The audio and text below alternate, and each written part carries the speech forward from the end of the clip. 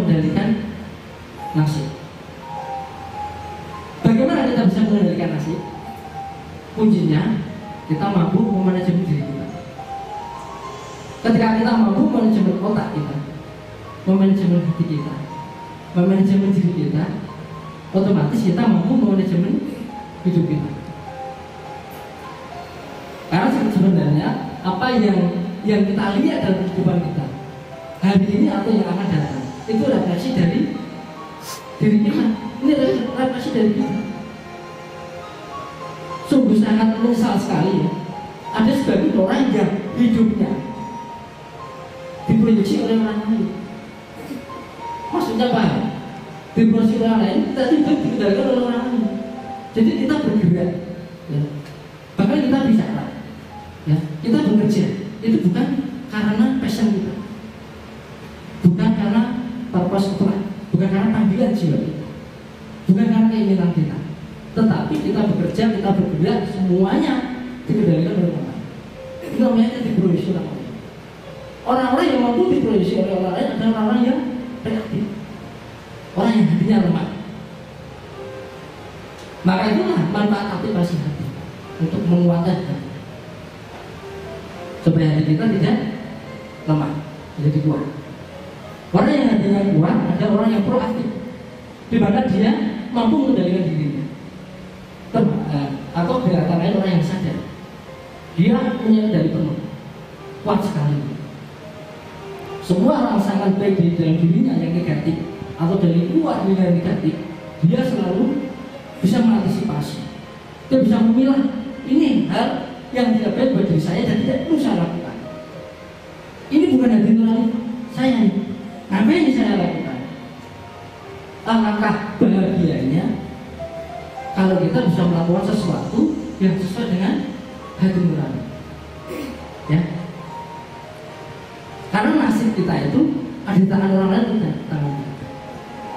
Karena Allah berfirman kan, aku tidak akan mengubah suatu kaum jika kaum itu tidak mengubah dirinya sendiri. Ya. Karena Anda itu bekerja kan cari rezeki, benar? Ya, rezeki apa main-main? Ya kan? Bekerja itu salah satu jalan untuk mendapatkan rezeki. Tapi kita paham model rezeki yang ditentukan oleh Allah.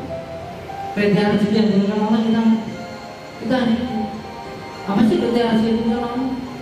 Ada 3 kriteria itu rezeki yang ditentukan Allah. Yang pertama adalah rezeki yang sudah dijamin. Ya. Allah mengatakan, Allah berfirman, tiap-tiap bayi yang dilahirkan, tiap manusia yang diciptakan itu sudah aku tanggung rezekinya. Berarti sudah dijamin. Bayi lahir cengeng, itu kan sudah langsung dijejeli dok, dan dikasih susu kan, sudah dapat rezeki dia. Orang sakit yang tidak bisa bergerak itu dapat rezeki, kalau dapat makan. Itu adalah rezeki yang dijamin. Termasuk orang yang juga minta-minta pun juga dijamin rezeki. Dia tidak mau bekerja. Kemudian yang kedua adalah rezeki yang tergantung. Apa rezeki yang tergantung? Rezeki tergantung itu dari apa yang kita usahakan. Semakin fokus kita bagus, semakin kerja kita bagus, maka hasilnya juga akan bagus. Jadi Allah tidak akan mengubah suatu kaum jika kamu tidak mau mengubah diri sendiri. Ini rezeki yang tergantung.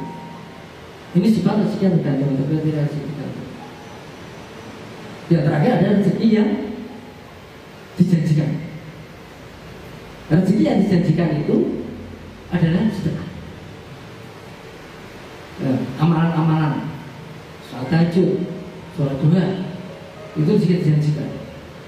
Karena memang Allah menyatakan, ya, bagi siapa yang tekun dalam sholat duha atau tahajud, itu nanti akan diberi rezeki yang tidak terduga. Dan barang siapa yang melakukan satu kebaikan, maka akan dibalas 10 kebaikan. Setiap apa yang kita amalkan, sedekahkan itu akan dibalas oleh Allah 10 kali lipat, 70 kali lipat, 700 kali lipat, bukan lebih dari itu. Lalu bagaimana tipe-tipe orang dapat rezeki? Ada beberapa tipe orang dapat rezeki. Ada tipe orang yang rezekinya hanya bertanjung. Nah, orang yang bertanjung di sini sedang, maaf ya, orang minta, dia tidak mau berusaha, dia hanya mengandalkan berkah dari orang lain. Dia tidak mengandalkan pemberian orang lain. Yang penting dia bisa hidup, bisa makan, bisa minum, tidak mati kelaparan. Ini rezeki orang yang bertahan hidup. Tipe yang pertama. Bukan jelek, tetapi orang baik. Ya. Yang kedua ada tipe orang yang rezekinya berusaha. Orang yang rezekinya berusaha itu orang yang bekerja. Ideal. Kita bekerja, kita mencari nafkah, itu namanya rezekinya orang berusaha. Ini rezekinya bergantung dari apa yang berusaha. Apa yang kita berusaha dan berusaha. Yang ketiga yang lebih baik lagi, lebih mulia lagi, rezeki orang bersyukur. Itu rezeki orang bersyukur ini orangnya tidak banyak bekerja, tapi dia punya rasa syukur yang besar. Dia selalu bersyukur, selalu sabar, tidak mengeluh, ya, tidak suka marah. Dapat berapapun dia selalu sabar, bersyukur, tidak marah, tidak mengeluh, selalu tenang, fokus, dan hatinya selalu senyum, bahagia. Orang bersyukur, dia beramal sedikit saja, hasilnya luar biasa. Karena dia itu orang yang rezekinya bersyukur dan berusaha itu sama-sama ya, sama-sama bekerja, tapi yang diraih, yang didapatkan oleh dia itu beda hasilnya. Padahal bersama-sama bekerja ya. Orang yang bekerja karena hanya mengandalkan usaha saja tanpa bersyukur, dia akan mendapatkan apa yang dia usahakan. Tapi orang yang bersyukur bisa lebih dari apa yang dia usahakan. Karena kekuatannya ada di hati. Rasa syukurnya inilah yang menjadikan magnet dia untuk mendapatkan rezeki yang baik. Ada yang lebih hebat dari itu. Yang keempat, tipe yang keempat adalah rezeki orang yang bertakwa. Rezeki orang bertakwa luar biasa. Bahkan dia tidur saja ditungguin. Saya punya guru, dia ini tidur, rezekinya ada. Orang sibuk nyari duit, itu duit sibuk nyari guru saya, balik dulu. Ya kan? Dia tidur, orang pada di luar ngantri, mau ngasih uang. Ngasih uang aja sampai ngantri ya. Kita cari uang ngantri ya. Gitu loh. Apalagi cari beras ini ngantri ya, kasihan. Ini orang yang bertakwa. Orang yang hidupnya sudah benar-benar punya keyakinan yang teguh. Keyakinannya mutlak. Karena sebenarnya kita mendapatkan apa yang paling kita yakini dalam hidup ini. Yang perlu kita perjuangkan itu sebenarnya bukan apa yang kita usahakan. Itu nomor 2. Tapi yang keyakinan itu. Kita harus berjuang keyakinan kita. Ketika kita sudah sampai pada keyakinan di titik yang klimaks, kita menjadi tipe orang yang bertakwa, maka rezeki kita menjadi rezeki orang bertakwa. Salah satu contohnya, orang bersyukur, imamnya dia bersedekah 10.000, ya. Orang yang bertakwa sedekah 10.000, sama-sama sedekah 10.000. Tetapi yang dikembalikan Allah lebih besar orang yang bertakwa. Kenapa? Karena Allah melihat hati mereka, kualitas dan kuantitas hatinya, kualitas dan kuantitas keyakinannya, kekuatan dan besarnya keyakinan seseorang.